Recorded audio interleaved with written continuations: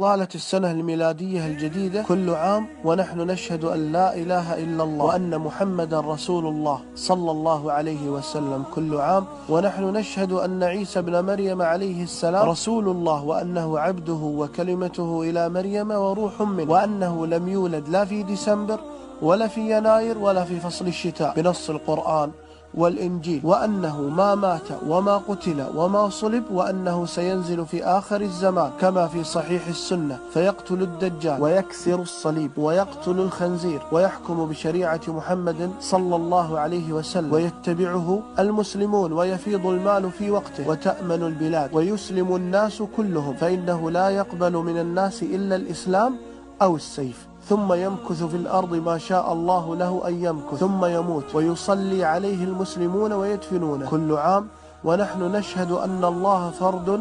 صمد لم يتخذ صاحبة ولا ولد كل عام ونحن نشهد أن محمدا صلى الله عليه وسلم لم يهنئ النصارى ولا اليهود بأعيادهم وأنه أمر بمخالفتهم كل عام، وديننا يأمرنا بالبر والإحسان والمعاملة الحسنة لغير المسلمين، وأن نشاركهم في مناسباتهم الاجتماعية دون الدينية مثل الزواج والولادة والطلاق والموت والمرض والنجاح كل عام. ديننا يحرم علينا أن نعتدي على غير المسلم أو نظلمه أو نبخسه حقه أو نحتقره أو نهينه أو نوجه إليه أي إساءة لأنه على غير ديننا كل عام ونحن ندين لله تعالى، وأن الولاء والمحبة والنصرة تكون لله ولرسوله وللمؤمنين الموحدين، وأن البراء والبغض والعداوة للكافرين على اختلاف شرائعهم كل عام ونحن نشهد ونعتقد ونؤمن بما جاء في الصحيح على لسان الصادق المصدوق صلى الله عليه وسلم حين قال: